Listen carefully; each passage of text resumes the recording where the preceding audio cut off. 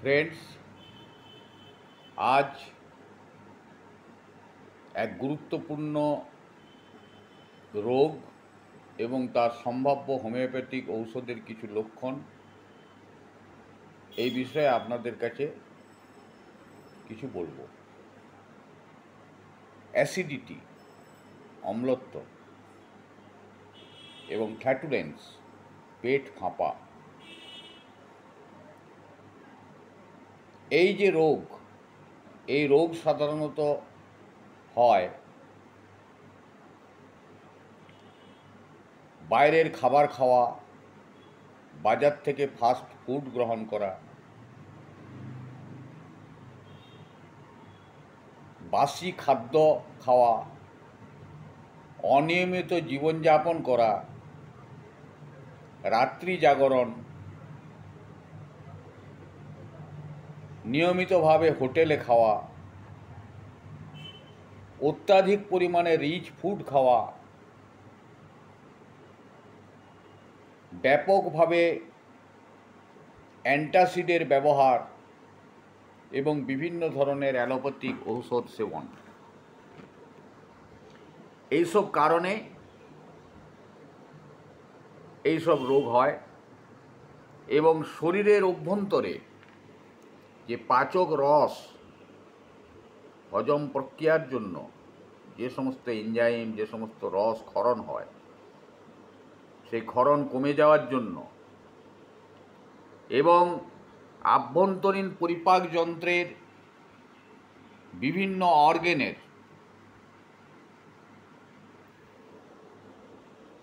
অস্বাভাবিকতার জন্য এই রোগ দেখা দেয়। আমাদের কিন্তু রোগ হিসাবে এই ওষুধ বা এটা সেবন করা যায় এ ধরনের বলা যায় না। আমাদের লক্ষণ অনুযায়ী চিকিৎসা। সেই জন্য আমি কয়েকটি ঔষধের সম্ভাব্য লক্ষণ এবং গুরুত্বপূর্ণ যে ওষুধগুলি এই অ্যাসিডিটি বা ফ্ল্যাটুলেন্সের ক্ষেত্রে ব্যবহৃত হয় সেগুলি আপনাদের বলবো। যেমন ধরুন ক্যালকেরিয়া কার্ব। এই ক্যালকেরিয়া কার্বের রোগীরা ফেয়ার ফ্যাটি ফ্ল্যাবি, অর্থাৎ সুন্দর মোটাসোটা মেদবহুল থলথলে চেহারা। এটি একটি অম্বলের ওষুধ। এদের মুখ সবসময় টক থাকে, এদের দুধ সহ্য হয় না। এই ক্যালকেরিয়া কার্বের রোগীর সিদ্ধ ডিম খাওয়ার একটা প্রবণতা দেখা যায় এবং এদের প্রচণ্ড ঘাম দেয়, বিশেষ করে মাথায়। ঘুমন্ত অবস্থায় দেখা যায় যে মাথার ঘামে বালিশ পর্যন্ত ভিজে যায়। বাচ্চা বাচ্চা ছেলেরা দুধ সহ্য করতে পারে না, দুধ খেলেই নানা রকম অম্ল দেখা দেয় এবং বমি করে, পায়খানা করে। এদের মাংস, দুধ একবারই সহ্য হয় না।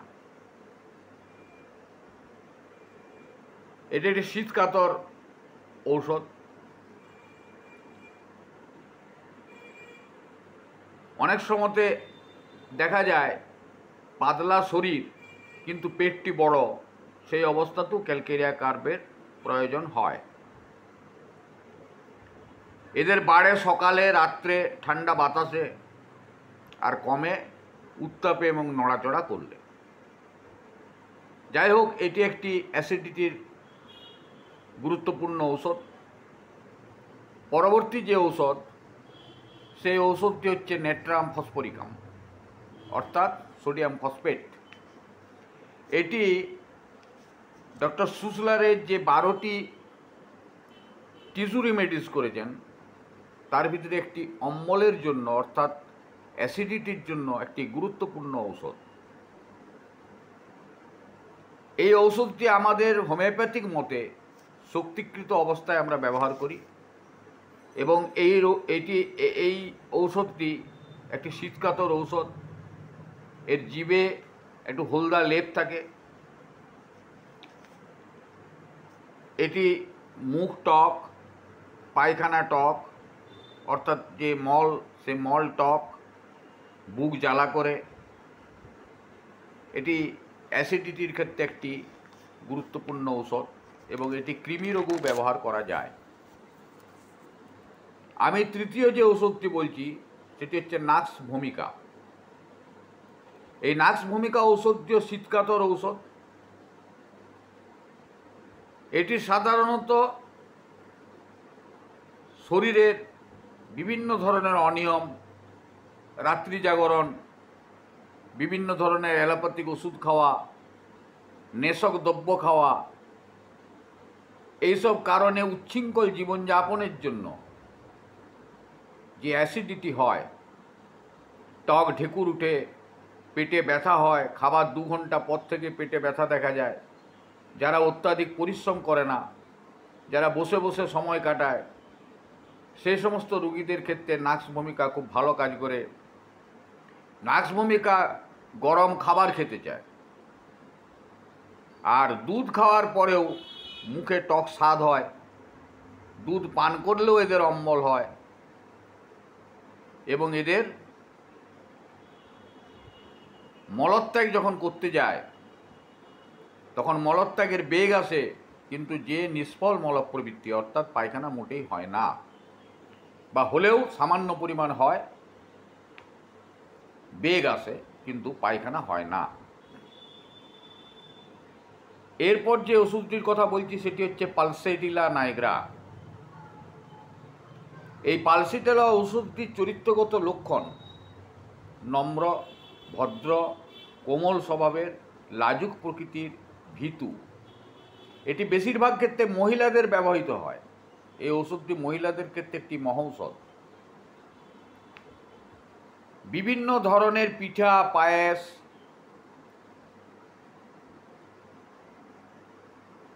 চর্বি জাতীয় খাবার, তেল বেশি খাবার, রিচ খাবার, এইসব খেয়ে যদি পেটের কোনো অম্লত্ব দেখা দেয়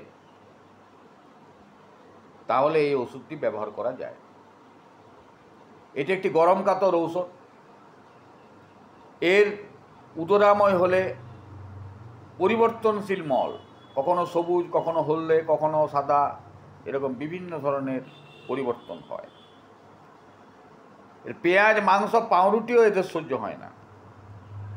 এদের জিহ্বাও থাকে লেপাবৃত। পরবর্তী যে ওষুধটির কথা বলছি আমি, সেটির নাম হচ্ছে লাইকোপোডিয়াম, লাইকোপোডিয়াম ক্ল্যাভেটাম। এটি একটি গুরুত্বপূর্ণ ঔষধ। এই লাইকোপোডিয়ামে টক ঢেকুর উঠে, ঢেকুরে খাবার উঠে আসে, টক ঢেকুর সহ খাবার উঠে আসে, স্বাদ টক, আর ঢেকুর হলে কোনো উপশম পায় না। এর তলপেটটি একটু ফাঁপ দেখা দেয়, নিচের পেটে এর ফাঁপ হয়, আর বায়ু নিঃসরণের সাময়িক উপশম পায়। এই লাইকোপোডিয়ামের রোগীর সাধারণত রাত্রিবেলাতে নাক বন্ধ হয়ে যায়, এদের একটি পা ঠান্ডা, একটি পা গরম, এরা কৃপণ প্রকৃতির, ভীরু, নিঃসঙ্গপ্রিয়, বাচ্চাদের ঘুম থেকে উঠার পর এদিকে রাগি দেখায়, রাগ ভাব। এদেরও কলাইশুঁটি সহ্য হয় না। পরবর্তী যে ওষুধটির কথা বলছি এটি একটি লাইকোপোডিয়ামের ট্রায়ো, লাইকোপোডিয়াম, চায়না এবং কার্বোভেজ, এই তিনটিকে ডক্টর ন্যাশ ট্রায়ো বলেছেন। চায়নাটিও একটি পেট ফাঁপের ওষুধ এবং এটিও অ্যাসিডিটির ওষুধ। এর কিন্তু দেখা যায় লাইকোপোডিয়ামের ক্ষেত্রে যেমন নিচের পেট ফাঁপে, এর কিন্তু গোটা পেটটি ফাঁপে, সম্পূর্ণ পেটটি ফাঁপা। এর কিন্তু উদ্গার বা বায়ু নিঃসরণ কোনোটাতেই উপশম হয় না। যেমন লাইকোপোডিয়ামের বায়ু নিঃসরণে কিছুটা উপশম হয়, চায়নার ক্ষেত্রে কিন্তু উদ্গার বা বায়ু কোনোটাতেই উপশম পায় না। এর হজম শক্তি কম থাকার কারণে পেটে অল্পতেই তার গ্যাস জমে যায়। আর কি না, শারীরিক তরল পদার্থের অপচয়ের জন্যে এদের শরীর খুব দুর্বল হয়, দুর্বল প্রকৃতির। এদের কিন্তু চা সহ্য হয় না। পরবর্তী ট্রায়োর আরেকটি ঔষধ, সেটি হচ্ছে কার্বোভেজ। এটি একটি গরম কাতর ঔষধ। অতিরিক্ত ঠান্ডা বা অতিরিক্ত গরম কোনোটাই কার্বোভেজ সহ্য করতে পারে না। এদের সারা শরীর এবং কপালে প্রচণ্ড ঠান্ডা ঘাম দেয়, কিন্তু এরা পাখার বাতাস চায়। ঠান্ডা ঘাম দেয়, কিন্তু এরা পাখার বাতাসে আরাম বোধ করে এবং সবসময়তে বলে পাখার বাতাস করতে। আর এদের উপরের পেটটি ফাঁপ থাকে। চায়নার ক্ষেত্রে সমস্ত পেট ফাঁপ, লাইকোপোডিয়ামের ক্ষেত্রে পেটের নিচে ফাঁপ, আর কার্বোভেজের ক্ষেত্রে দেখা যায় উপর পেটে ফাঁপ। এরা একটু বায়ু নিঃসরণ বা উদ্গার এদের যে উঠে, তাতে কিন্তু এরা উপশম বোধ করে, এবং ঠান্ডা খেলে বেশি উপশম বোধ করে। এবং এদের যে ঢেকুর উঠে, সেই ঢেকুরটা অর্থাৎ উদ্গার, উপরের যে উদ্গার, সেটা দুর্গন্ধযুক্ত। আর এদের দুর্গন্ধযুক্ত বায়ু নিঃসরণও হয়, এবং এই দুর্গন্ধজনক বায়ু নিঃসরণে তারা কিছুটা হলেও স্বস্তি বোধ করে।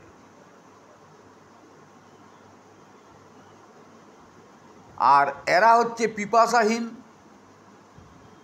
কিন্তু এদের জিহ্বা থাকে শুকনো। পিপাসাহীন, কিন্তু এদের জিভটি শুকনো থাকে। চায়নার ক্ষেত্রে ঢেকুর, গ্যাস কোনোটাতেই উপশম হয় না, কিন্তু এদের ক্ষেত্রে ঢেকুরে উপশম হয়, বায়ু নিঃসরণেও আরাম বোধ করে। আর এর পরবর্তী যে ঔষধ, সেটা হচ্ছে রিউম। এই রিউম ঔষধটা প্রধান লক্ষণ হলো অম্ল। অম্ল গন্ধযুক্ত মল, কেবলমাত্র অম্ল গন্ধযুক্ত মলই নয়, বেশিরভাগ ক্ষেত্রে শিশুদের দেখা যায় যে তাদের সারা শরীরটা অম্লগন্ধ, এবং যেটা বারবার শিশুকে ধৌত করলেও, স্নান করালেও তাদের সেই গা থেকে কোনো অম্লগন্ধ যায় না। আরেকটি পরবর্তীকালীন ওষুধ, সেটি হচ্ছে রোবিনিয়া। এটিও খুব গুরুত্বপূর্ণ অ্যাসিডিটি বা অম্লত্বের ওষুধ। এর পাকাশয় অর্থাৎ পাকস্থলী অতিশয় অম্লত্ব ভাব।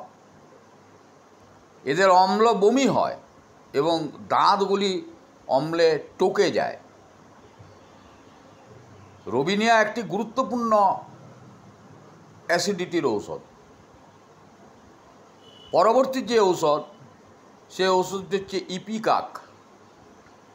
এই ইপিকাক ঔষধটির নির্দেশক লক্ষণ অনবরত গা বমি বমি ভাব, কিন্তু বমি হলেও তাদের এই গা বমি বমি ভাব কিছুতেই যায় না। এদের অম্ল দেখা যায়, এবং অম্লের কারণে এদের মল সবুজ হয়, এবং ঘাসের মতো সবুজ, এবং ফেনা ফেনা দেখা যায়, আখের গুড়ের মতো ফেনা ফেনা। এদের জিভ পরিষ্কার পরিষ্কার জিভ। এদেরও মিশ্র খাদ্য, যেমন পিঠা, আইসক্রিম, মাংস, চর্বি জাতীয় খাবার, এগুলো খেলে এদের